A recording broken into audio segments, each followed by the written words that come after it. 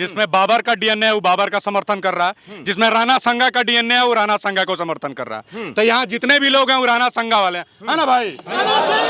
तो और सबसे बड़ा बात है, आप जिस बयान की बात कर रहे हैं उसका कोई ना रिटेन एविडेंस है और ना कोई इसका कोई तर्क है। लेकिन बाबरनामा का कोट करके उन्होंने कहा है कि राणा सांगा जो हैं उन्होंने बाबर को बुलाया और उसके बाद वो भारत आए। तो इसको आप सही मानते हैं, गलत मानते हैं? मैं बहुत आपका आभार करता हूं कि आप इस सवाल पूछे और मैं चाहता हूं कि भारत का तमाम युवा ये सुने कि बाबरनामा स्वयं बाबर लिखा था। तो बाबर अपना तारीफ लिखेगा कि बुराई लिखेगा? और जिस बाबर ने ये लिखा है कि लोधी को हराने के लिए राणा संगा बुलाए थे, उस लोधी को बकरौल और खतौली के युद्ध में दो बार राणा संगा स्वयं हरा चुके थे। उसके बेटे को गिरफ्तार करके 2 साल रखे थे, उससे स्वर्ण मुद्रा लेके छोड़े थे। तो जिसको कुत्ता की तरह मारे हो, उस कुत्ता को हराने के लिए दूसरे कुत्ता को राणा संगा क्यों बुलाएंगे? सवाल उठता है, क्यों बुलाएंगे? इसका तो कोई सेंस ही नहीं है। और रहा बात ये कि बाबर क्या पहली बार 1526 में ही आया था? बाबर उससे पहले भी आया था, लड़ाई किया, लूटा और जाता रहा। लेकिन 1519 में जब आया तो रुक गया।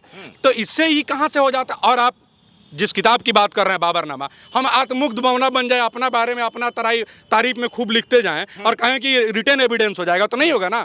आरसी मजमूदार की जो किताब है दिल्ली सल्तनत, उसमें वो खुद लिखते हैं कि भाई ये उनको राणा सांगा नहीं बुलाए थे, दिल्ली सल्तनत का लोग बुलाया था। दिल्ली सल्तनत जब उस समय इब्राहिम लोदी के जो कंट्रोल में था उसका जुड़ा हुआ लोग बुलाया था। तो जब रिटेन एविडेंस कहीं नहीं रहा है, बाबर जैसे अत्याचारी आदमी के स्वयं के किताब में, क्योंकि बाबरनामा उसकी जीवनी है, और बाबरनामा को आप एविडेंस मान के अगर कोई बात रख दीजिएगा, और जिसके शरीर पर 84 घाव लगे हो, जिसके पूर्वजों ने, जिसके लोगों ने इस देश के लिए बलिदान दिया हो, हम लोग सब लोग मर गए, हमारे पूर्वज कट गए, जौहर किया, और उसका अपमान कर दीजिएगा, आप इस देश में रह जाइएगा। अच्छा, पूर्वजों से याद आया कि जो रामजी लाल सुमन है, उन्होंने कहा कि अगर यदि भारतीय मुसलमान को बाबर का वंशज बताया जाता है तो हिंदू लोग जो हैं वो राणा सांगा के वंशज हैं। बिल्कुल हैं, गर्व है, गुमान है, किसको नहीं है? पूछिए, गर्व है, गुमान है, राणा सांगा के वंशज हैं ही, महाराणा के वंशज हैं ही, एकदम है। तो क्या भारतीय मुसलमान जो है वो बाबर के वंशज हैं? ये जो बाबर को समर्थन करते हैं वो बाबर के वंशज हैं। ऐसे तो मैं नहीं कहता हूं कि भारतीय मुसलमान बाबर के वंशज हैं, क्योंकि वो मंगोल था, वो बाहर से आया हुआ था। जो उसको अपना आइडियल मानता है वो उसका वंशज हो सकता है। भारत का हर मुसलमान थोड़ी है। राणा सांगा के साथ खान मेवाती लड़े थे कि नहीं? उसी बाबर के खिलाफ खानवा के युद्ध में एक मुसलमान लड़ा था राणा सांगा की तरफ से। तो मैं ये कैसे कह दूं कि बाबर का डीएनए है? लेकिन जो बाबर को मानता है और राणा सांगा से ऊपर मानता है वो जरूर बाबर का औलाद है। अच्छा, इस कंट्रोवर्सी को लेकर के कुछ लोगों का मानना है कि ये जो तमाम संगठन है, सामाजिक हो चाहे धार्मिक हो, ये सोची समझी साजिश के तहत देश में इस प्रकार की कर रहे हैं। इससे पहले एक फिल्म आई, आपने देखा होगा, उस फिल्म के बाद ही इस प्रकार का जो है पूरे देश में माहौल बन गया। और अब आज लोग सड़कों पे हैं तो कई लोग जो हैं वो बाबर के समर्थन में आ गए हैं, और आज बिहार में तमाम आप जैसे जो लोग हैं वो राणा सांगा के समर्थन में और उस बयान के विरोध में है जो राज्यसभा में दिया गया। तो ये कहाँ जा करके अब रुकेगा? नहीं, देखिए, तमाम भैया लोग से मेरी बात हुई है और हम लोग को, सभी लोग को यही दुख है। आप किसी से ही पूछिए कि जिस राणा सांगा को आप हिंदुआ सूरज कहते हैं, जिस राणा सांगा को आप राष्ट्र का धरोहर कहते हैं, उस राणा सांगा के लिए अगर उनकी जाति के लोगों को आना पड़ रहा है और बाकी लोग कुछ एक लोग आ रहे हैं, तो ये दुख का विषय है। मुझे लगता है कि राष्ट्र के सभी लोगों को, सभी धर्म के लोगों को, सभी धर्म में बोल रहा हूं, सिर्फ हिंदू ही नहीं, तमाम धर्म के लोगों को राणा सांगा के लिए आना चाहिए, क्योंकि राणा सांगा ने राष्ट्र के लिए लड़ाई लड़ा, और राष्ट्र उस समय एक ही था, भारत, और भारत के लिए लड़ाई लड़ा है। तो जो लोग नहीं आ रहे हैं उनमें कहीं ना कहीं जरूर बाबर का डीएनए है और वो बाबर के आइडियोलॉजी को मानते हैं। बाबर को देश में एक ही आदमी हराया था, वो थे राणा सांगा। अच्छा, एक मिनट। अच्छा, मैं एक चीज जानना चाहता हूँ, आपके नजर में, आप तमाम लोगों के नजर में बाबरनामा सही है या गलत है? मैं आपसे पूछ रहा हूं, आप अपने बारे में तारीफ लिखेंगे या गलत? बाबर सही था कि गलत? आपसे सवाल है। बाबर तो बिल्कुल गलत ही आदमी था। तो जो गलत था वो आदमी सही कैसे लिख सकता है? आप बताइए ना, अपनी तारीफ ही लिखे ना, अपना आत्ममुग्धता में आप आके कुछ भी लिखते जाएं। है कि राणा सांगा ने हमें युद्ध करने के लिए बुलाया, साथ देने के लिए, और उसमें हमें धोखा दे दिया। मैं आपको बहुत क्लियर एक बात बता चुका हूं कि जिस लोधी के खिलाफ आप बाबर को बुलाने की बात कर रहे हैं, उस लोधी को राणा सांगा ने 2 युद्ध में स्वयं हराया था, पहले ही 1526 में नहीं, 1718 में। तो जब 1718 में वो खुद ही हरा चुके हों और उस मरियल आदमी को मारने के लिए दूसरे को क्यों बुलाएंगे? ये तो कोई तर्क ही नहीं है, सेंस का बात नहीं है ना। पढ़ा लिखा कोई भी आदमी ये बात पर कर देगा। और आप बाबर के लिखे हुए बात पर इतना सत्य मानने पर काहे तुले हुए हैं? बाकी लोग भी तो लिखा है ना। अमरिंदर और तोरतू की किताब है महाराणा, आप उसमें पढ़िए। पढ़िए, आरसी मजमूदार की किताब है उसको पढ़िए, जो रिटेन एविडेंस है उनके पढ़िए, इवन ऑस्टिन की किताब है उसमें पढ़िए, जो कहते हैं कि अगर ये राणा नहीं होते तो पूरा भारत नहीं वर्ल्ड मुसलमान हो जाता। ब्रिटिश लेखक, आप मैं तमाम लोगों को, भाइयों को चाहूंगा वो लोग पढ़े। इवन ऑस्टिन की एक किताब है जिसमें वो लिखते हैं कि अगर खुमान नहीं होते, कुंभा नहीं होते और महाराणा नहीं होते तो सिर्फ भारत ही नहीं पूरा वर्ल्ड मुसलमान हो जाता और इनके आक्रांताओं के चपेट में आ जाता। 600-700 सालों तक हमने इन लोगों को होल्ड करके रखा, तो हम लड़े भी, हम मरे भी, और अब हम गाली सुने, ये नहीं हो सकता। तो जो गाली देगा, देखिए, बात के बदला का जवाब बोली से मिलेगा, गाली का जवाब गोली से मिलेगा, एकदम श्योर। फिर और मैं तमाम लोगों की तरफ से कह दे रहा हूं कि बात का जवाब बोली से मिलेगा और गाली का जवाब गोली से मिलेगा। बाकी भैया लोग से समझिए, भैया लोग इंटेलेक्चुअल बात करेंगे और फैक्ट पे बात करेंगे आप। ठीक है, आज जो तमाम लोग यहाँ पे उपस्थित हुए हैं उनमें से जो वक्ता हैं, जो बढ़िया बोलते हैं, जो ज्ञान रखते हैं इन सब चीज़ों का, मैं उनसे बात करूंगा और आप तक पहुंचाने की कोशिश करूंगा।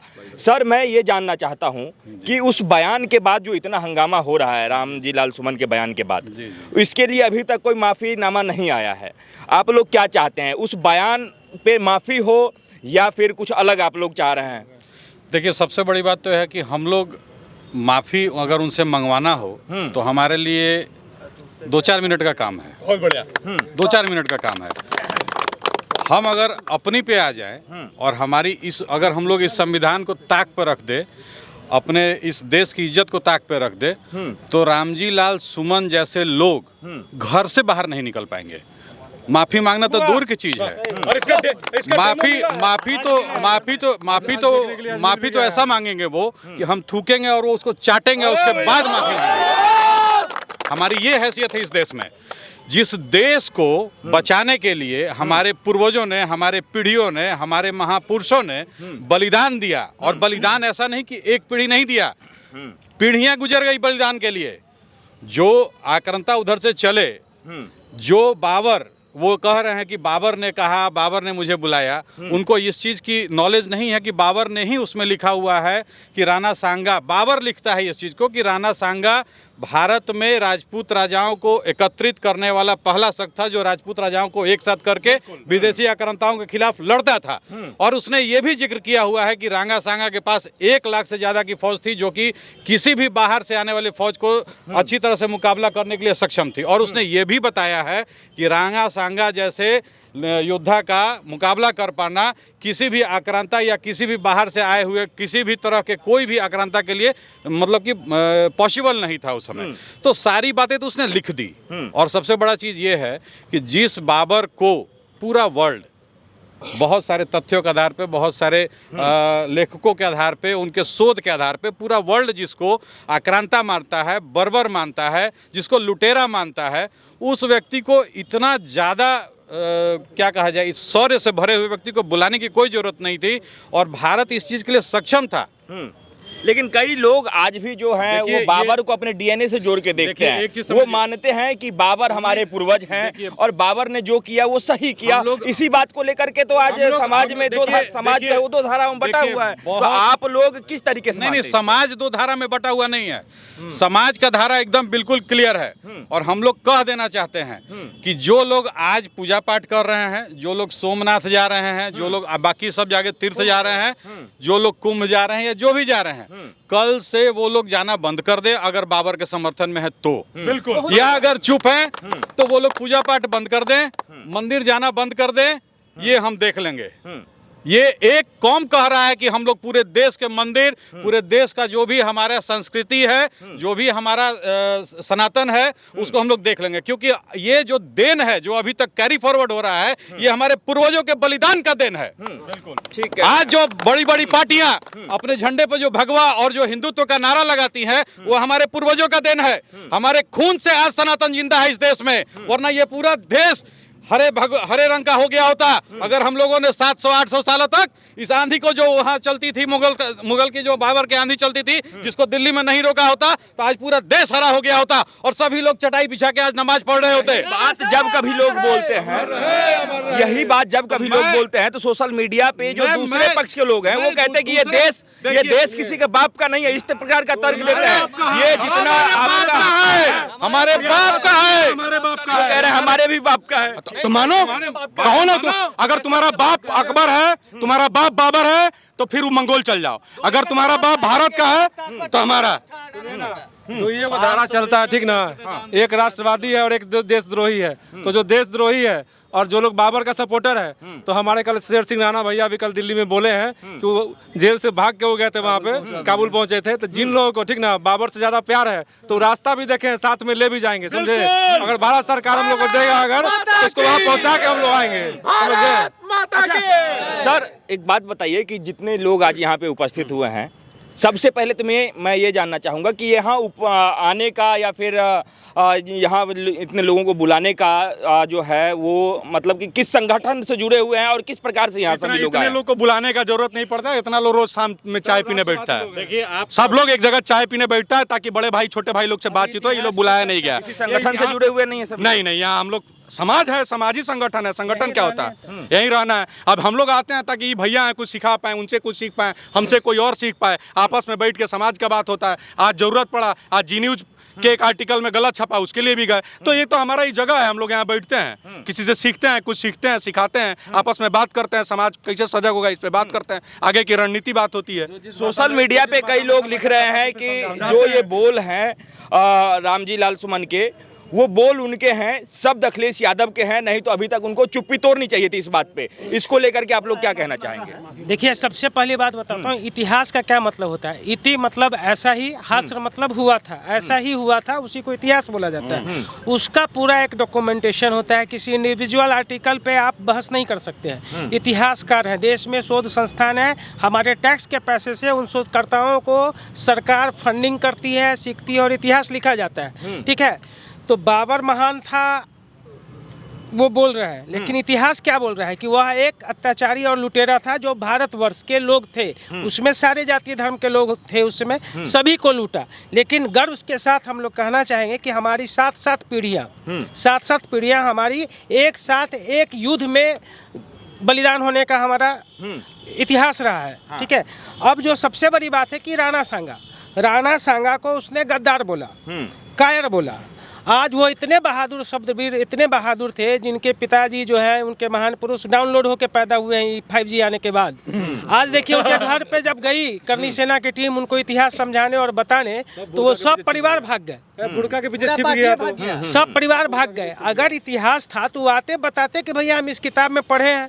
इतिहास का सिंपल सा मतलब होता है, कोई इतिहास कैसे होता है, या तो जो स्कॉलर है वो जो पढ़ रहे हैं, जो लिख रहे हैं, या जो एक पीढ़ी दूसरे पीढ़ी को कहानी में बताती है कि फलना चीज फलना में हुआ था। तो आपने भी देखा होगा, समझा होगा कि जो भी विदेशी आक्रांता, चाहे बाबर हो, हुमायूं, जितने भी पीछे से आए हैं, उनका एक ही पर्पस था, जो देश सोने की चिड़िया थी, जो राजा भरत के टाइम पे जिनके नाम पे देश का नाम भारत है, उस सोने को लूटने का सबसे बड़ा सिस्टम था। वो यहाँ के तो थे नहीं।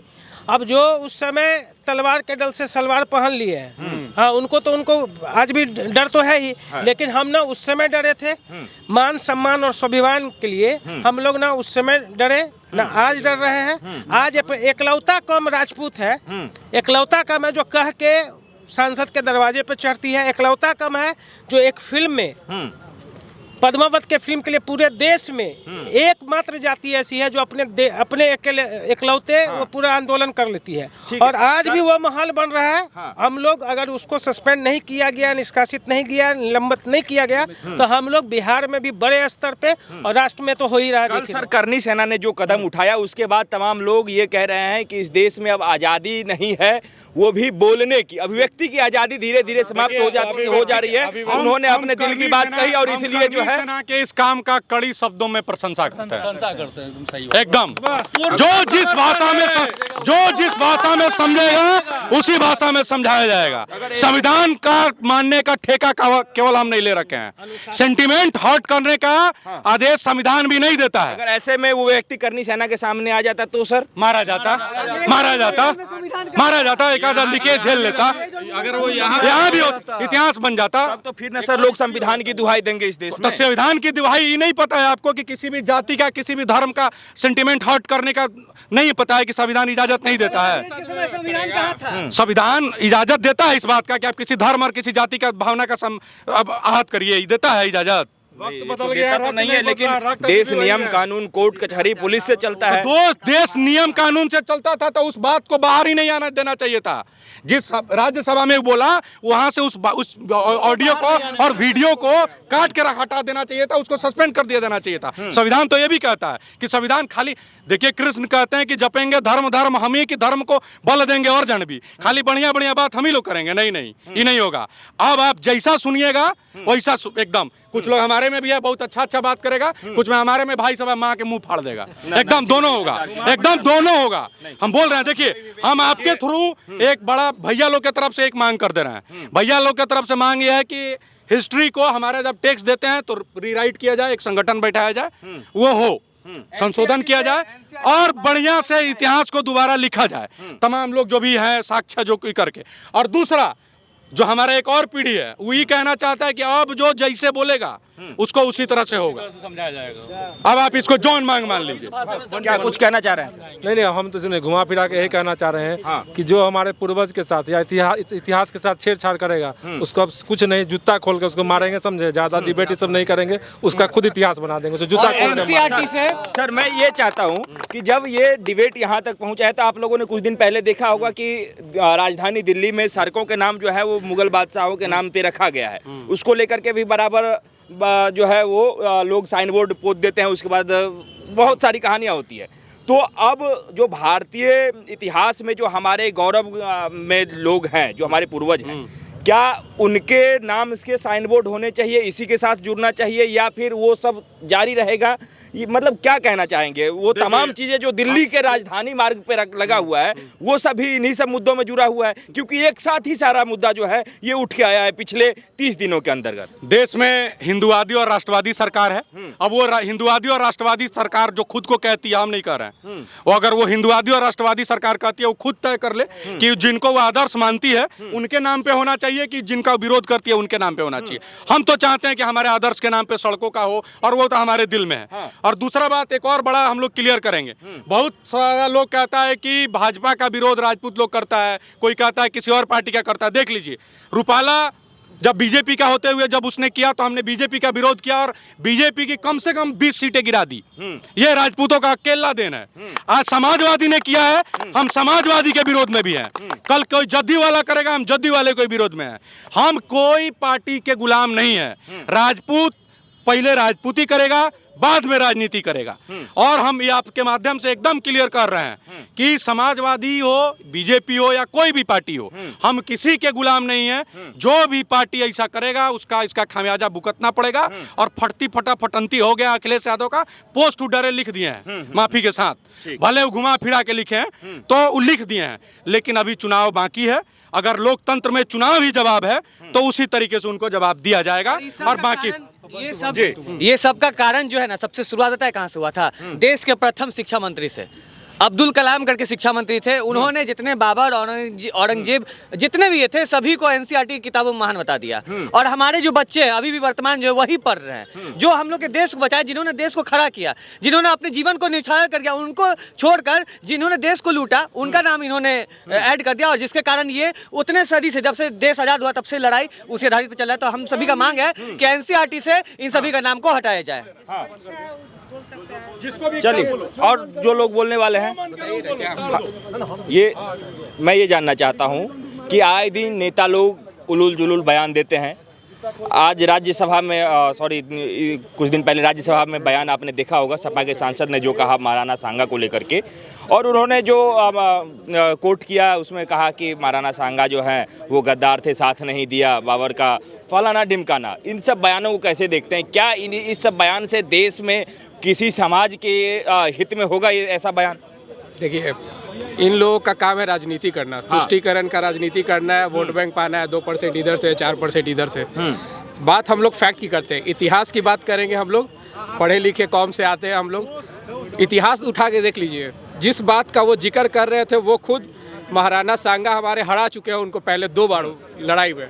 वो आदमी जो पहले किसी को हरा चुका है वो दूसरे को बुलाएगा क्यों फिर उसी को हराने के लिए? दूसरी बात कि बाबर को खुद वो हरा चुके हैं। तीसरी बात ये है कि उन लोगों को पिछले कुछ 8-10 सालों से हम लोग देख रहे हैं कि व्यक्तिगत रूप से एक पर्टिकुलर जाति को निशाना बनाया जा रहा है, कुछ भी कोई बोल जा रहा है। अब चूंकि धीरे धीरे हम लोग अपनी पे आ रहे हैं तो लोगों की फटनी शुरू हो गई है। क्लियर बयान हम लोग यही देते हैं। जब हम लोग पहले कलम उठाने का हम लोग जब काम शुरू किए तलवार छोड़ के, तो लोग बहुत खुश हुए कि चलिए ठीक है हम लोग भी आगे बढ़ते हैं साथ में। उन लोगों को पता नहीं है कि हम लोग का इतिहास ही तलवार से है, सर पे कफन बांध के हम लोग शुरू से ही जन्म ही लेते हैं कफन बांध के, भगवा बांध के। तो फिर डरना क्या है, जैसा होगा हम लोग दोनों तरह से देखने के लिए तैयार रहते हैं।